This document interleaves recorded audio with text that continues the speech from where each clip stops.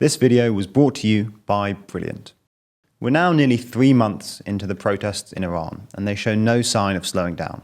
Despite a statement by the Attorney General over the weekend announcing the abolition of the so-called morality police, who first sparked the protests with their mistreatment of 22-year-old Mahsa Amini, the protests have escalated, and Iran is just coming out of a 3-day general strike. So, in this video, we're going to take another look at the continuing protests, the recent confusion surrounding the apparent abolition of the morality police, and why, even if the morality police are indeed abolished, it's still hard to see the protests subsiding anytime soon.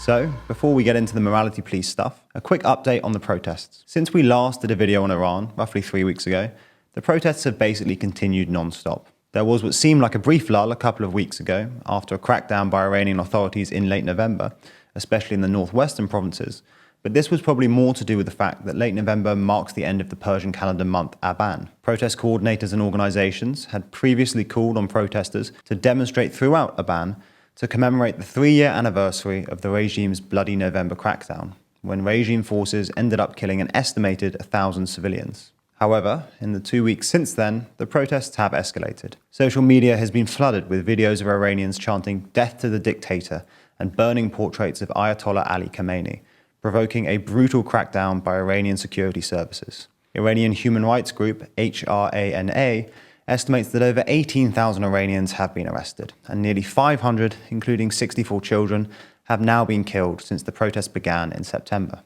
The protesters took things up a notch last week when they announced that they would be holding a general strike from December 5th until December 7th in some of Iran's largest cities, including Tehran. This clearly worried the Ayatollah's regime, not least because a general strike preceded the Iranian Revolution of 1979. In anticipation of the strike, over the weekend, Iran's Attorney General, Mohammad Jafar Montazeri, announced that Iran's so-called morality police had, quote, been shut down from where they were set up. For those of you who don't know, the morality police in Iran are a sort of parallel police force, tasked with enforcing Islamic codes of conduct, including the wearing of hijabs. Their mistreatment of 22-year-old Mahsa Amini was what sparked the protests back in September, after she was beaten to death in police custody, having been arrested for failing to cover all of her hair with her hijab. Montazeri also told the Iranian parliament that the law requiring women to wear hijabs, which has been in place since the revolution 40 years ago, would need to be re-examined. Now, this was interpreted by some news outlets as the morality police being abolished, and the New York Times ran a triumphant front page implying that the protests had forced the regime into this concession. However, there are 2 ways to read this announcement by the Attorney General. The first is what we might describe as the optimistic or New York Times interpretation, that this is a genuine concession by a regime that have realized that the only way they're going to cling on to power at this point is by finding a middle ground with the protesters. This wouldn't be a complete surprise. Since the protests began in September, the morality police have mostly disappeared, although that might be because A, it's winter, which means that people cover up more anyway, and B, they've been replaced by more hardline security services, like the infamous Iranian Revolutionary Guard Corps. However, this isn't the first time an Iranian official has made conciliatory comments. Certain low-ranking officials have previously called to abolish the morality police, and usually these sorts of comments aren't much more than empty platitudes, intended to take some of the momentum out of the protests, or even divide the protesters. It's not even clear that the Attorney General himself has the power to disband the morality police, and no other senior government figures have confirmed his announcement. In fact, state media reported on Monday that his comments had been, quote, misinterpreted. And when asked about Montazeri's remarks during a visit to Serbia, Iranian Foreign Minister Hossein Amir Abdullahian refused to confirm the reports. You get the idea. It's not clear that the regime have in fact disbanded the morality police, and if anything, the fact that no other senior figures in the Ayatollah's regime have confirmed it, and the regime's history of repression, suggests that it's in fact unlikely. Anyway, whatever the correct interpretation of events, it doesn't really matter because the Attorney General's comments failed to deter the protesters, who went ahead with their general strike this week. Shops across nearly 40 cities in Iran were closed from Monday until Wednesday, including in Iran's famous bazaars. Now, this is significant for 2 reasons. First, it's reminiscent of the widespread strikes that paralyzed the country in late 1978, preceding the Shah's eventual downfall just a few months later. Second, it suggests that businesses have chosen the side of protesters. Now, as we've argued in previous videos, whether or not the protests, which were originally student-led, ultimately succeed depends on whether or not politically powerful constituencies, like businesses and white-collar professionals, join in.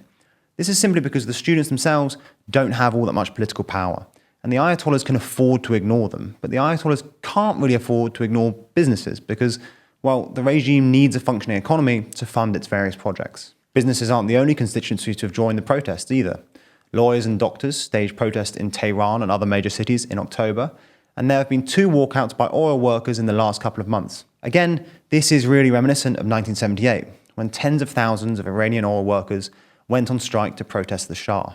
At the time, Iran accounted for nearly 7% of the world's total oil production, and oil prices jumped from about $13 per barrel in early 1979 to over double that at $34 per barrel in 1980. Some Iranian MPs have even expressed sympathy towards the protesters, usually those representing areas in the northwest of Iran that experienced brutal crackdowns by the Iranian authorities.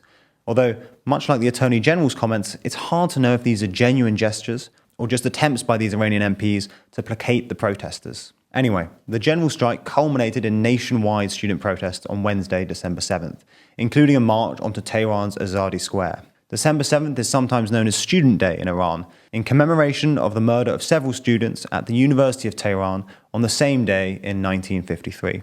Despite the regime's best efforts, which apparently included poisoning students, there were widespread protests across Iran, including at Tehran University, where students chanted shame at President Raisi during his annual visit. Students weren't actually allowed to attend Raisi's speech, and the hall was instead filled with Iranian security guards posing as students. Now, we're writing this on Wednesday afternoon, so we don't actually know how the regime have reacted to the protests, but it's becoming increasingly clear that the protesters aren't backing down, and with politically powerful constituencies like businesses and white-collar professionals putting their weight behind the protesters, the regime does look like it's living on borrowed time. This is obviously a developing story, so if you want to follow along as events unfold, please go watch our daily briefing, where we'll cover more recent updates. Now, what you want me to tell you here is that everyone knows what they're doing and is making rational decisions. But unfortunately, that's not always the case when it comes to politics. But it can be in your life if you sign up to Brilliant, the STEM learning platform where you can learn everything from quantum computing or algebra to logical decision-making, a skill severely lacking in the world at the moment.